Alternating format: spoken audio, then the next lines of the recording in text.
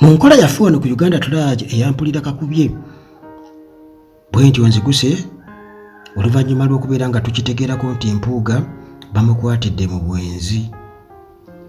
Mpuuga bamukwatidde mu bwenzi. Kino nno munnange kiranze era nga tebigenda kukoma obukomi mu ŋŋambo nti Mpuuga bamukwatidde mu bwenzi, wabula munnange bamuloopye mu Catholic Court, kooti y'Abakatuliki, kubigambibwa nti nno alina omukyalo owokubiri mu bumenyi bw'amateeka. Obumenyi bw'amateeka munnange bikijja kukubeera nti nno obeera Omukatuliki omugatte ow'empeta, ate okubweka empeta munnange okugenda okunaawuuza ebyeri ng'okoppa eby'amamaseeka ng'okoppa eby'abahaaji. Ekyo kiba kirala nnyo, ekyo bulaba nga bujengo. Awo yaviirayo n'akuba empeta. Empeta terina makulu naye erina amakulu kasita obeera nga ddala oli mubatize ate nga oli practicing Catholic nga weerimbika omwo, kuba Mpuuga bulijjo ekintu ekyo akyogerako nnyo era ng'ayagalayo nnyo ekitiibwa ng'akikozesa nnyo mu byobufuzi era bamubaakinze nnyo mu byobufuzi g'ensonga lwaki nzize n'emboozi eno nti nabo abaliddemu olukwe. Newankubadde mu mpisa yaffe ey'ekifirika wano nti oba oli awo nti abantu abamu bagamba nti ebyo by'Abazungu, naye ffe empisa yaffe ey'ekifirika omusajja alina okusajjala atanga bw'ayagala, mbu animal alina okubeera ng'agitambula agiwuba agizza eno n'eri. Kakati Julius Ssentamu ono nga Mukatuliki awedde emirimu era nga yakakasa nti tayenda, ono yataddeyo omusango nga wawaabira Mpuuga olw'okuwasa omukazi omulala era nga alina n'abaana mu mukyalo oyo ayitibwa Anne Nancy Nambuusi.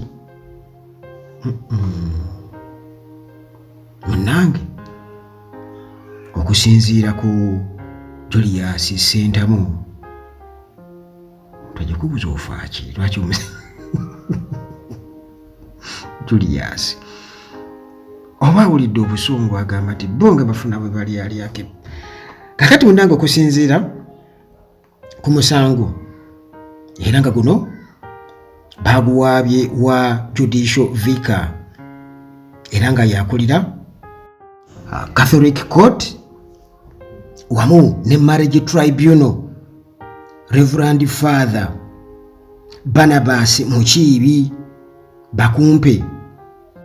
Kakati era nga bw'okitegeera nti munnange amuwawaabidde ye Julius Ssentamu, tekukubagamba nti gwe tojja fe ab'embugu tojja kutusobola kale bembirabanga kubanga era Julius Ssentamu yawaaba. Bino bijja kunyuma.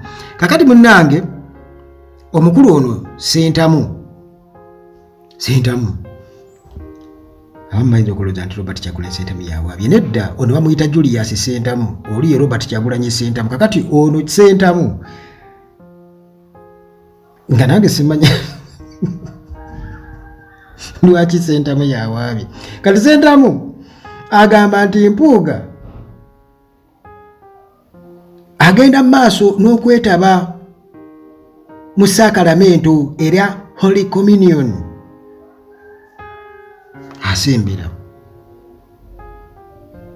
ate nga Catholic Church munnange ekigaana naddala ku grounds eza adultery ez'okwenda gw'omufumbo n'oyenda ku muntu omulala n'ova ku mukyala wo ow'empeta n'ogenda okwendeguza, ekyo tebakikkiriza. Bw'atyo munnange yakutte bulungi nnyo akafanga n'akulubuuta ebbaluwa mu lufuutifuuti yagambye nti I write to formally petition Mpuuga nti mpandiise okuwawaabira Mpuuga, a baptized Catholic who practices Catholicism both in Kampala and the Masaka Diocese, nti ono Mpuuga gwe njogerako Mukatuliki awedde emirimu omubatize era nga emirimu egy'Obukatuliki agikolera mu Kampala ne Masaka Diocese. That despite being a married man, nti niwakubadde musajja mufumbo, he has a second wife with children but fully partakes in the Holy Communion. Nti ng'oggyeko ekyokubeera omufumbo munnange omusajja ono ate alina omukyalo omulala naye ate munnange ekyewuunyisa asigala akyasembera mululu. Kakati bw'atyo n'agamba nti which is prohibited by the church laws, nti kino munnange kikontana n'amateeka ga kyaki era kyaki erambika bulungi nnyo nti tekikkiriza, okusinziira munnange ku kitundu ku bbaluwa gye yawandiise ng'awaabira Mpuuga, awaaba eri kkooti y'Obukatuliki. Kintu kisoma bwe kityo munnange. Bino nga bw'obiwuliraawo sooka otegeere nga nkyabyongerayo okubuulira nti gwe wenna munnange ava ebweru w'eggwanga onoonya ekifo oyinza okusula ennaku embala oba mwezi gumu oba wiikisi 2 wiikisi 3, waliyo akafo e January ku Lwentebe era nga bakayita Hillside View Apartments ku kasozi waggulu awo, osobola okusulawo, wali seefu bulungi nnyo era nga waliwo security, bakeyateekazi weebale, ekifo kiyonjo nnyo, apartments zirimu buli kimu, bwe niwoba oyagala kwefumbira na byonna. Kati family yo osobola ogireetaawo n'obeerako naye awo, oba nayo n'obeera awo okusinga okubeera mu nzigotta oba okubeera mu bifo ebitategeerekeka ng'ate tolina fulu kubeera nga weekolera ng'ogula emmere buwanana okola ki, osobola okwefumbira n'okekkiriza akasente kubanga munnange sente mugenyi. Kati bw'oba ng'oyagala ebyo byonna olina okubeera nga okubira aba Hillside View Apartments, ziri awo kumpi nnyo ku kyalo bakiyita Janyi era ku Ntebe Road, kasootuke ka Jansi oba ekitende okyamirawo, ekya Jansi osobola okyama n'ekitende osobola okyamirawo. Entebe mumanyi, wali abamanyi eka Jansi distance muba mugitegeera bulungi nnyo n'e Kampala. Kale kwegamba kafo kalungi nnyo, ate awo eka Jansi osobola okusala busazi n'ogenda ku Ntebe Express, olumu n'olega Buleezi n'ojja paka kweno Northern Bypass Busegawa n'osala jjaamu bulungi nnyo. Kafo kalungi kayoyote bulungi nnyo, wifi weeri ya bwereere, ate nga apartment ng'oggyeko eddiiro erimu ebisenge ebisukka mu kimu. Kaakati munnange tubadde tukyagenda mu maaso, tuli ku bwenzi bwa Mpuuga, naye kwegamba tetujja kugamba nti tumusalira omusango munnange, ayinza okuba alina ensonga, naye nga already omukulu Julius Ssentamu agamba tojja kumala gagenda bwotyo ng'ogenda animal oba wayasa ogenda obumansamansa bwotyo. Kakati munnange okusinziira ku bigenda mu maaso mu kkooti ey'obufumbo, Novemba nga 8, 2024 era nga bino byakwasaganyizibwa wali e Lubaga Cathedral, kkooti yakkiriza complainant Julius Ssentamu okubeera nga akola preliminary submissions about his complaint. Kitegeera ti alingeye nyamukkiriza nti alina okusooka okuwaayoko byawaayo okuggumiza ddala obujulizi bwe ku nsonga eno. Munnange kkooti bwetyo yalagira nti omusango bwe gutyo mu bunene bwagwo serious nature nga gulimu n'okugoba oba okuwummuza omuntu yenna, okumuwummuza oba okumugoba mu Catholic Church. Kati kulina okubeera nga kukwatibwa n'obwegendereza ennyo era nga kulina okubeera nga gugenda mu maaso nga kuyambibwako nga bafuna okulambika okuva eri archbishop tebayinza kumala gakikola bwe batyo. Kakati munnange kitegeeza nti okuwulira omusango guno kulinze guidance okuva eri archbishop, okulambika okuva eri archbishop okusinziira ku mateeka aga Catholic Church. Munnange okuwasa omukazi asukka mu tekikkirizibwa, era kino bakiraba nga omusango ogw'amaanyi eri institution ey'obufumbo.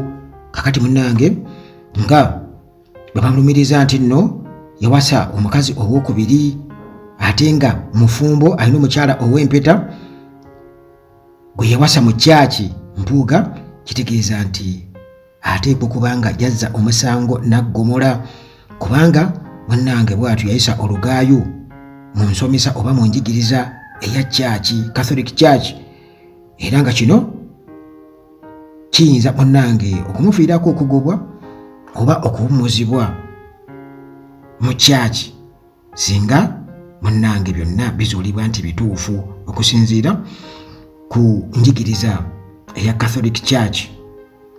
Omuntu yenna abeera ayendedde mu bufumbo tasobola kubeera nga afuna Holy Communion, tasobola kubeera nga asembera, okuleka mpozi nga amaze okwetonda okwandibadde okwenenya, era nga akakasizza nti nno eyo relationship ey'ebbali agireseewo agivuddeko, kubanga church munnange ensonga ezo ez'okwenera mu bufumbo ezirabira ddala nga bibimu ku bibi ebikyasinze. Oyenda ki? Gumuza animal. Kakati olwo okulya oba okunywa, okulya omugaati oba okunywera ku kikopo ekikombe ekya Katonda mu ngeri eyo etasaanidde mu mpisa gy'oba weeyisaamu nga oli muzzi omukozi wa bibi eri omubiri n'omusaayi gwa Katonda.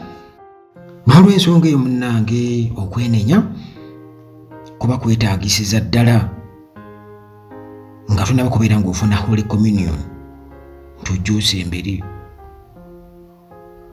Naye gano ge mateeka okusinziira ku canon laws aga church, era munnange okufuna esakalamento olina okuba nga weenenya ng'oli mutukuvu, so si kujja buzzi ng'osaatuuka n'agabiigo gonna oyenduguzodde n'okola otya eno n'ojjambula okuba ng'olabye bali bagenda okusebera naawe ogende. Nembeera father nkukubirayo engolo mbuyi okubuuza toyenda gwe kakasa gwe nayita amongo oyo yeetaaga okubuswaza, kubanga nita amongo y'omukwabo agenda sebo n'okusembera n'asembera. Kale ng'oggyeko ekyokukyali wa paapa ekyo kuba kya paapa naye omuntu aliseevenga buli omu. Naye kati lino esakalamento erya Holy Communion si lyabenzi, era bakikomplainiko naye alita amongo baba mutya buti era agendayo ssebo. Nze nkuswaza era ndowooza bafaatha balaba mudda abo abamu, naye waliwo bafaatha bemmanyi abamu muganda wange lumu kaalibwa mu mbi zaabwe bali mulaga era tukirinze.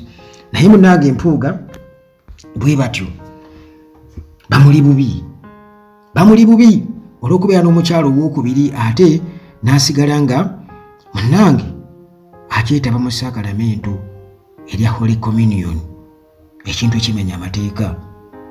Ng'oggyeko ekyo era amateeka g'Obukatuliki tegamukkiriza kubeera na mukazi wakubiri kubanga musajja wa mpeta.